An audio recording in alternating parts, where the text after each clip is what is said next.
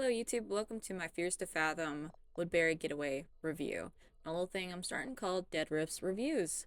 Um, so it starts off, we are a consultant in a big city named Sydney Harper. We're doing overtime, it's very overwhelming and such. Recently graduated college. It's got a nice little ambiance in this office. You play a little Keurig simulator and such. But you gotta fill up the water, do the K-cup and all that. Find the lid for it. It's really, really cute. I like this is my favorite part of the game, to be honest. Not this part. There's an ASMR part. I don't like this.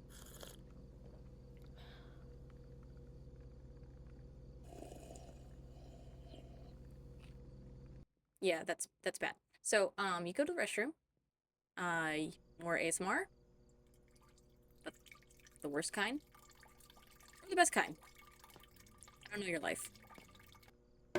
So, you leave the restroom and you get this little jump scare coming up.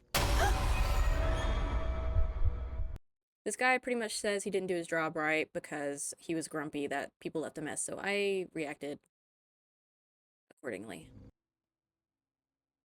Yeah. So, you get a phone call from your college buddy Mike about a vacation that y'all are going to be taking. Hey, Harp, it's Mike.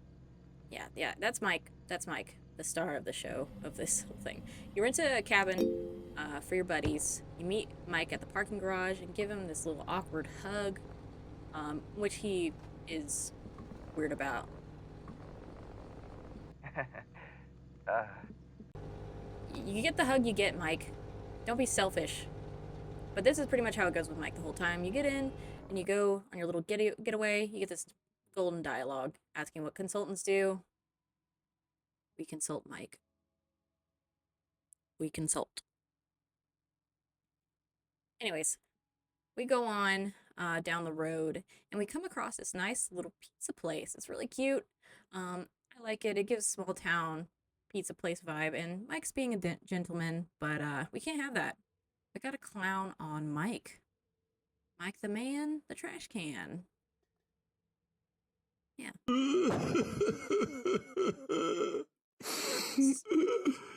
Sorry, Mike. He goes on to be a total gentleman and not get his wallet and pay for our pizza. Trying to get a date with you, by the way. Go, Mike. More horrid ASMR. This one's the worst. What are you, a goblin? She's a goblin. Anyways, when you meet this guy, he's kind of creepy. He's a hitchhiker.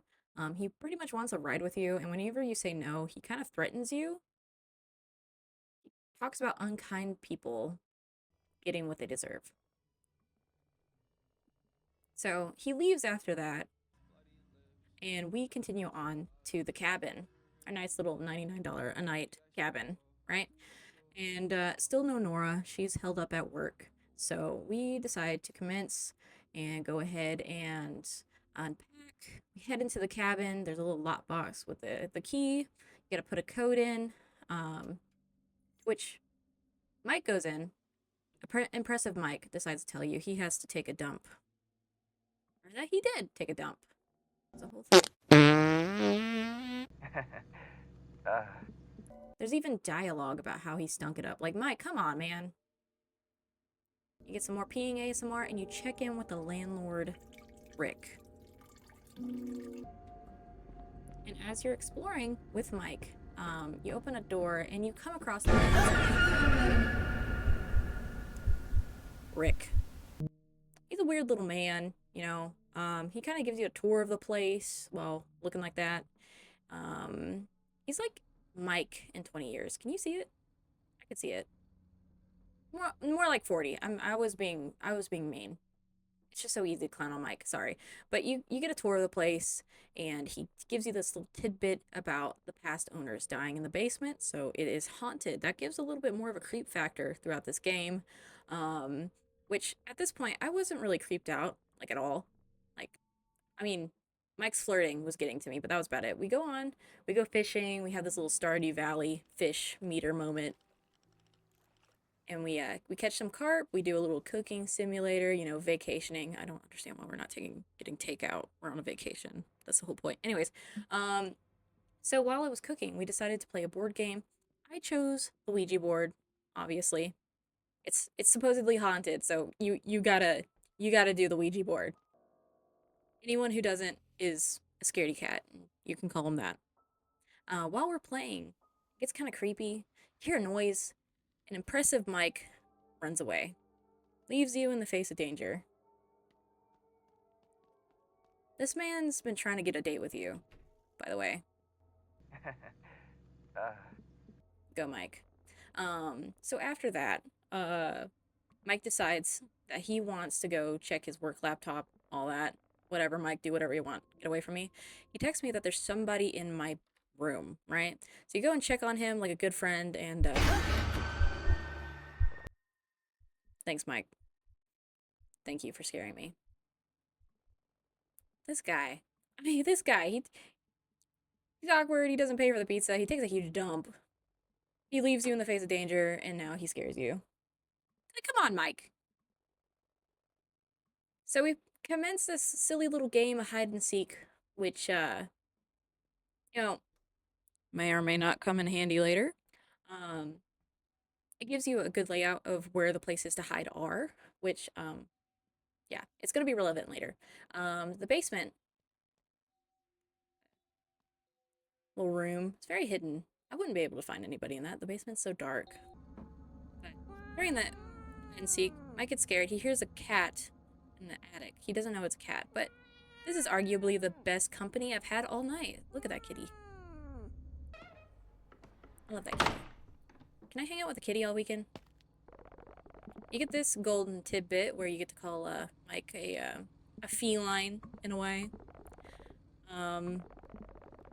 But yeah, so we keep on playing hide and seek for some reason. I'm so this game goes on for too long. Like, this is what you do, Mike. Why don't you call me pretty? Wait, like, let's play hide and seek like we're 12. I'm clowning on him too much. I should be talking about the game. Anyways, I decided to hide in the shed, right? It's kind of where it leads up to. And at this point, I'm kind of reflecting on the whole thing. The creepiest part has been like Rick being unsettling, and then the hitchhiker. The hitchhiker was definitely a scare factor, right? Because he's just creepy. But I think the worst thing so far has just been Mike stuff, just like dealing with him. Um, and as far it's not too bad. It's not too bad. Um, what is the walk? What a silly little guy. Oh,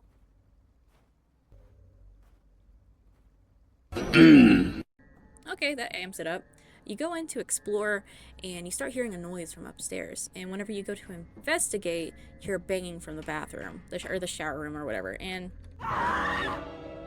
Surprise! it's Rick in a creepy jacket. I say creepy. It's just a hoodie. What am I saying?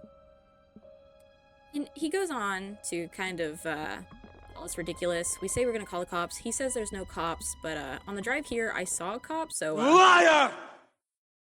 yeah. Also, if you're enjoying the video, please subscribe. Yeah. You go to bed and you wake up to a knocking, and it is Mike at the doorway. He's wanting to shoot his shot.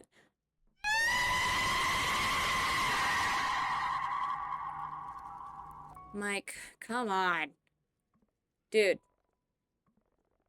He's, God, it's giving 6th grade boyfriend. Anyways, Nora saves the day by wrecking, or breaking down, so Mike goes and saves her, and we wake up to a doorbell ring, increasing the creepiness factor.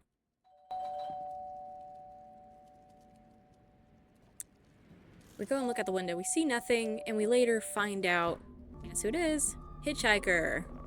He wants to come in, you refuse, of course, because you're sensible, and he gets really angry. And you, having the survival instincts of a fart, decide to go back to sleep after that encounter. I don't understand. The worst part about horror games is that your character is so stupid. Wake up again, you hear that, and you try to hide, right?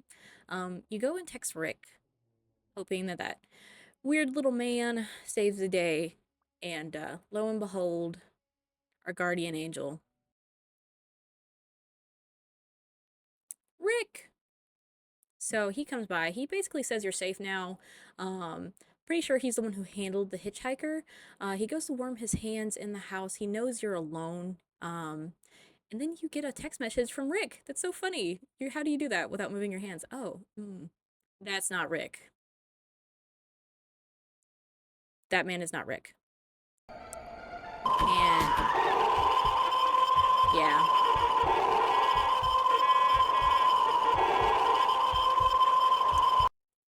I got, by the way. That guy is terrifying, right? He's trying to get you. You go and use your little hide and seek spot from before. But overall, this is way better than hanging out with Mike. So, yeah. You make a run for it, get a phone call, and he chases after you. So you have to run for your life, essentially.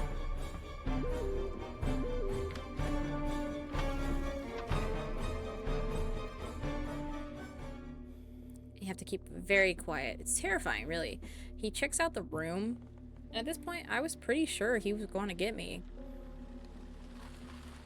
But you hear the truck pull by. And then I believe he kind of wanders around. He almost checks the closet, though. Like you can see right here. He's looking at it. And lo and behold, pretty sure it's Mike and Nora. So he goes and looks. He leaves. There's a little sound notification letting you know it's kind of safe. Grab the ladder and join the cat in the attic, which is what we're gonna do.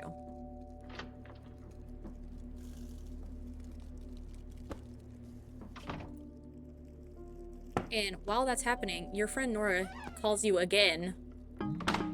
Shut the fuck up! And yeah, so you have to hide for a little bit. You look through this little see-through window that Rick comes into the closet, looks for you, and then leaves, after which you're pretty much safe from then on. I was just really cautious because I was scared of getting got again. It's pretty much safe for you to continue on and walk out, right? Yeah, see, I was so scared at this point. I was just like inching my way in. So yeah, after that you're pretty much safe. Overall, it was a pretty good game. It didn't have too many scare factors. You know, it was a lot longer than the first one I played, which was like the Home Alone one. You have this nice little saved outro music. You hear Mike at the door, where he does his first good act in this entire game.